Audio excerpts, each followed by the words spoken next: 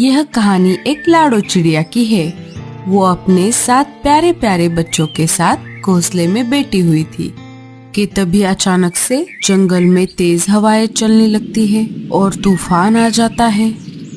लाडो चिड़िया का घोंसला तूफान में उड़ जाता है। मम्मी, इस अचानक आए हुए तूफान ने हमारा सारा घोंसला तोड़ दिया। अब हम कहाँ जाएंगे?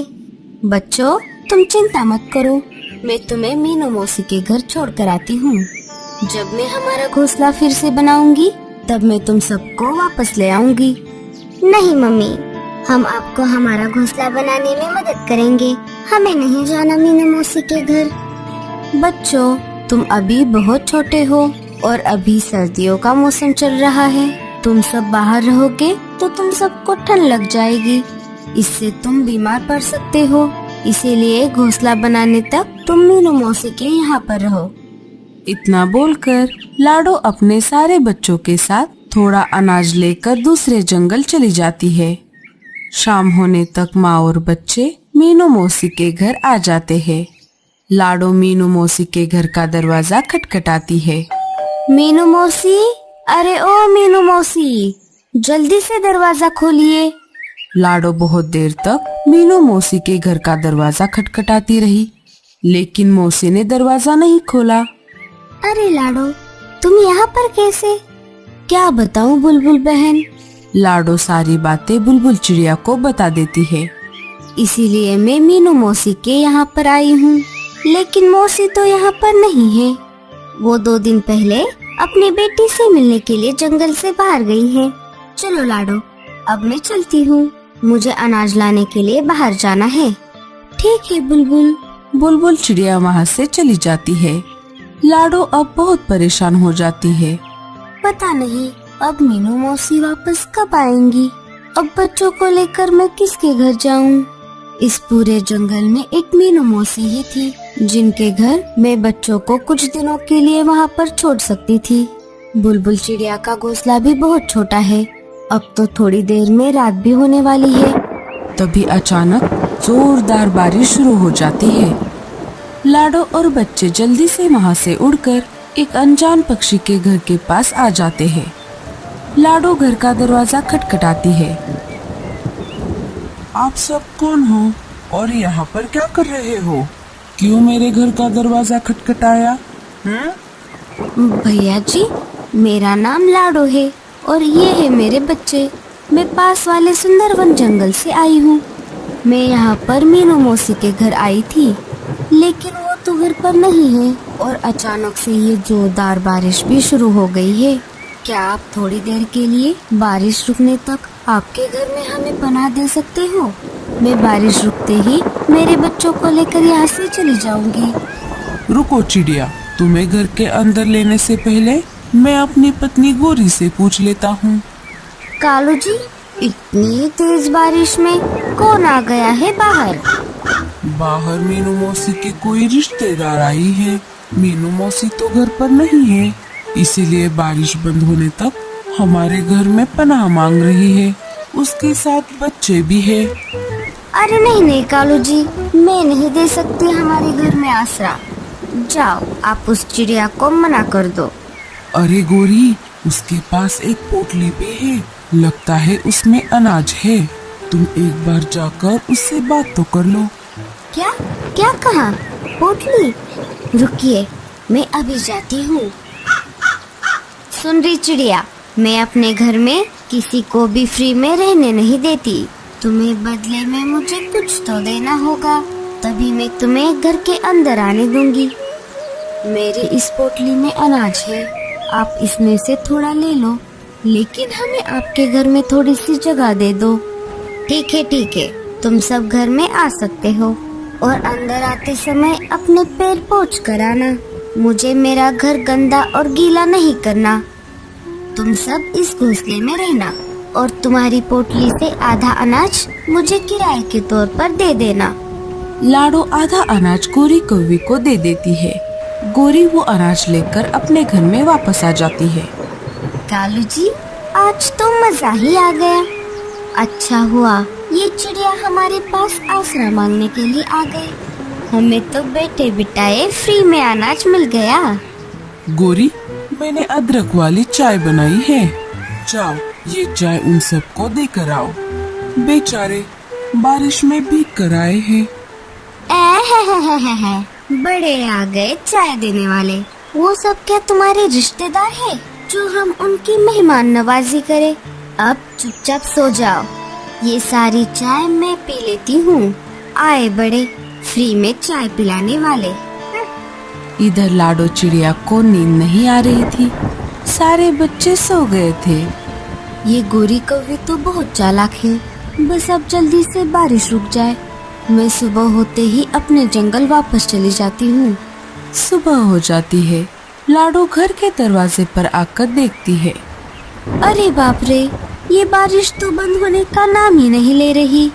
अब मैं अपने जंगल कैसे जाऊंगी? लाडो चिड़िया परेशान हो जाती है। तभी वहाँ पर गोरी कौवी आ जाती है। सुन रे चिड़िया, बारिश आज भी हो रही है।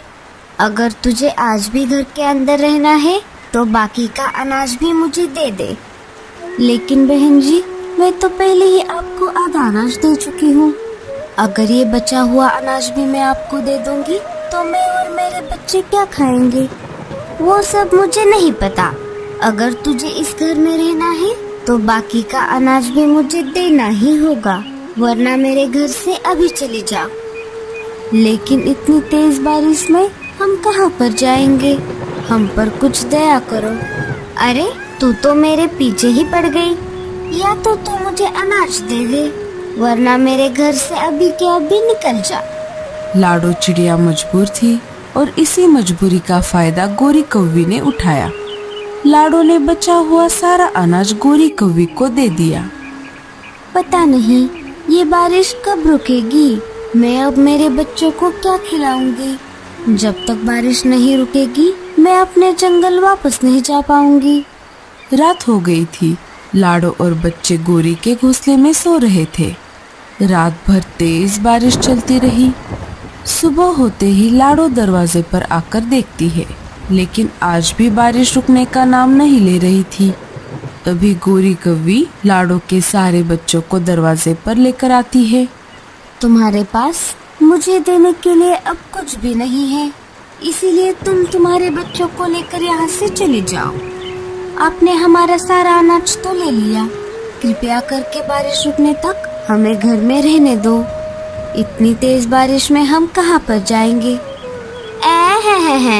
बड़ी आई बारिश रुकने तक रहने वाली। मैंने क्या धर्मशाला खोल कर रखी है जो फ्री में तुम्हें रहने दूं? अगर तुम्हें मेरे घर में रहना है अनाज तो देना ही पड़ेगा। लाडो और बच्चे बारिश में भीग रहे थे। मम्मी, अब हम कहाँ जाएंगे? हमें बहुत ठंड लग रही है। ये बारिश का पानी तो बहुत ठंडा है। चलो बच्चों, हम किसी और पक्षी के घर जाकर मदद मांगते हैं। लाडो और बच्चे वहाँ से निकल जाते हैं और थोड़ी दूर आने पर उन्हें एक और घर दिख जाता है। वो उस घर के पास रुक जाते हैं।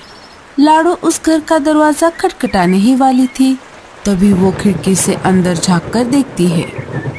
अरे बाप रे, ये तो शिकारी चील का घर है।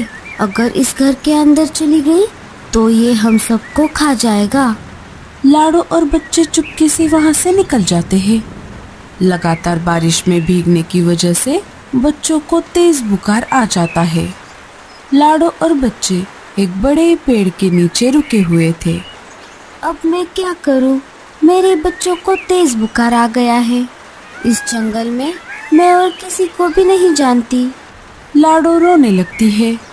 तभी वहाँ पर रानो चिड़िया आ जाती है।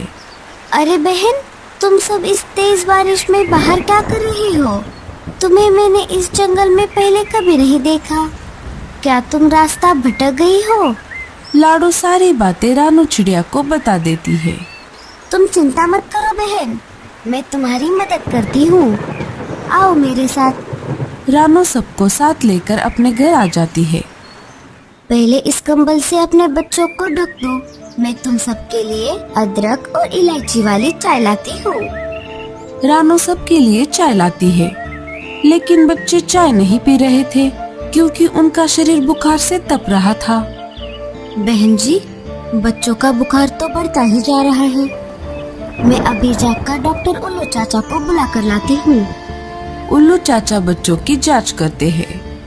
बच्चों को बहुत ठंड लगी है, मैं कुछ जड़ी बूटी दे रहा हूँ, आप ये इन्हें समय पर खिला देना और जितना हो सके इन बच्चों को गर्म रखना। चाचा, आपकी फीस कितनी हुई? रानू चिड़िया, जिस हालत में ये माँ और बच्चे तुम्हारे घर आसरा लेने के लिए आए हैं, उस हालत में मैं इनसे कैसे फीस ले सकता हूँ? आपका बहुत बहुत शुक्रिया चाचा। कोई बात नहीं, अब मैं चलता हूँ। रानो बहन, आपका बहुत बहुत शुक्रिया जो आपने मेरी इस मुश्किल हालत में मदद की, वरना मेरे बच्चों का क्या होता। नहीं नहीं लाडो बहन, इसमें शुक्रिया कैसा, ये तो मेरा फर्ज था। हमें मुश्किल वक्त में एक दूसरे के काम आना चाहिए। कुछ दिन ऐसे ही गुजर जाते हैं और बारिश भी रुक जाती है। रानो बहन, मुझे जाने का तो मन ही नहीं कर रहा, लेकिन अब मुझे चलना चाहिए।